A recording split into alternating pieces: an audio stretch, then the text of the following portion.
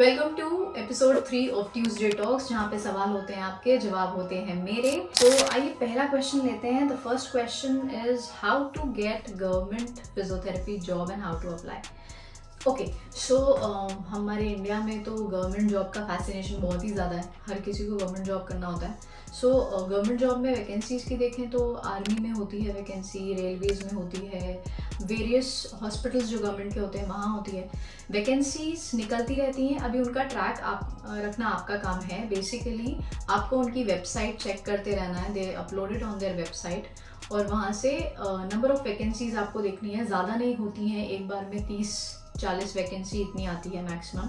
तो उसके लिए then you have to apply. There are various institutes and people who take special classes जहाँ पे वो इन एग्ज़ाम्स की प्रेपरेशन कराते हैं, तो वहाँ से you can apply.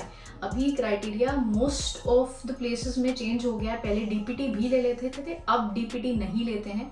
So the basic criteria is bachelor of physiotherapy pass out होने चाहिए आप। कुछ जगह पे एमपीटी भी मांगते हैं, स्पेसिफिक स्पेशलाइजेशन। तो of course you can get this job और बहुत रिस्पेक्ट होती है, सुकून की लाइफ होती है like government job. And usually हमारे समाज में, सोसाइटी में गवर्नमेंट जॉब को बहुत ज़्यादा इज्जत दी जाती है। So if you fond of that respect and that एक ठहराव वाली ज़िंदगी कि आपने एक पर्टिकुलर आवर्स में काम किया, घर वापस आ गए एंड एक फिक्स्ड अमाउंट ऑफ सैलरी आपके अकाउंट में आ गई, then these jobs are for you. Okay, so next question is, ma'am, I migrated the college in second year and now I am third year.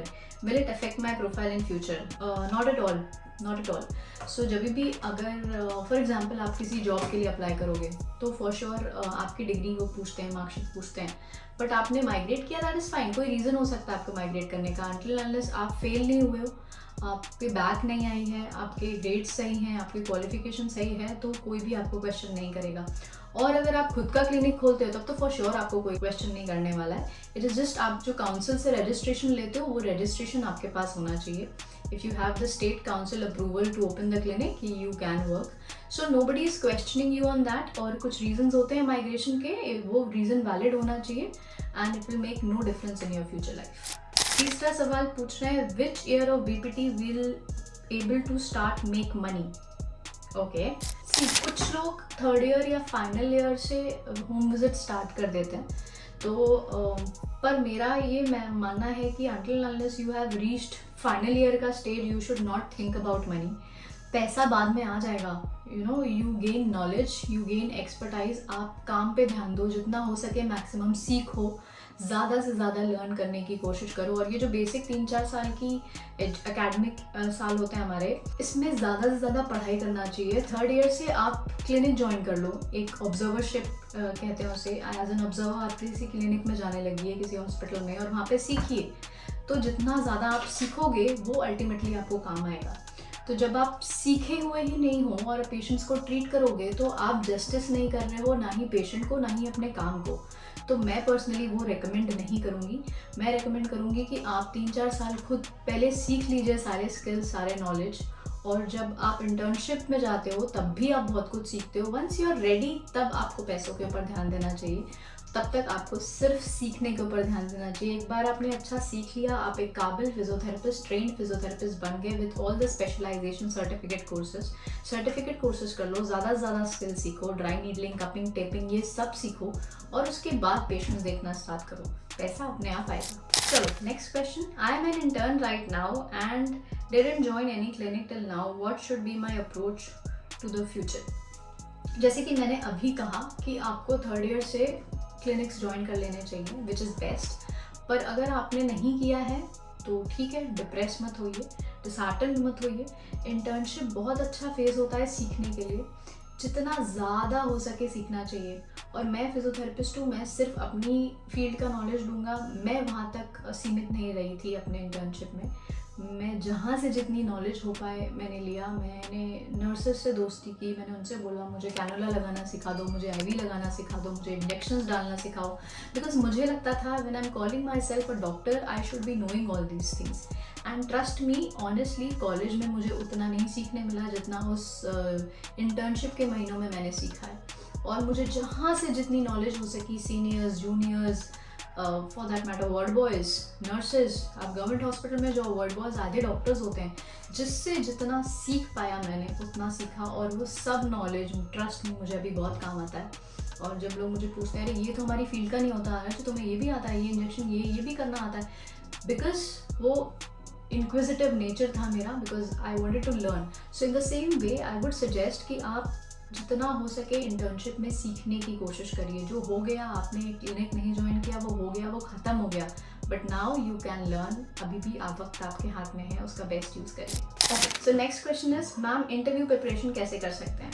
Okay, so interview preparation, Himani, I am conducting a workshop also on this 21 सितंबर को एक workshop कर रही हूँ। उसमें interview preparation का special lecture है। I think you must join and all of you must join, जो भी इंटरव्यूज़ में जाते हैं और कॉन्फिडेंट नहीं है, या उनको लगता है अभी बहुत सारे इंटरव्यूज़ देने चाहिए, how to prepare.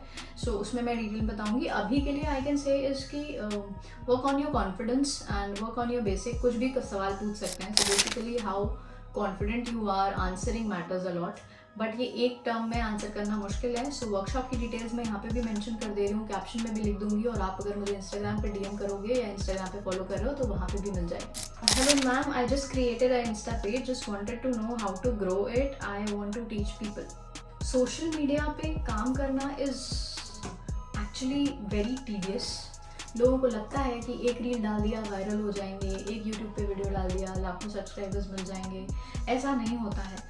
Consistently every day सोचना पड़ता है आज क्या कंटेंट डालो, और क्वालिटी एजुकेशनल कंटेंट डालना बहुत ज़रूरी है। अगर आप फिजियोथेरेपिस्ट हो तो लोगों को आप क्या बता रहे हो अपने प्रोफेशन के बारे में, नया क्या सिखा रहे हो, अगर आप कुछ ज्ञान बता रहे हो, नॉलेज शेयर कर रहे हो, तो उसमें कितनी सच्चाई है, कितना सही बता रहे हो, कितनी सही तरीके से बता रहे हो। इन सब के ऊपर काम करने में बहुत मेहनत जाती है, and it takes a lot of time of your day to plan the content, to shoot, to edit, और बहुत सारा टीम वर्क लगता है इसमें।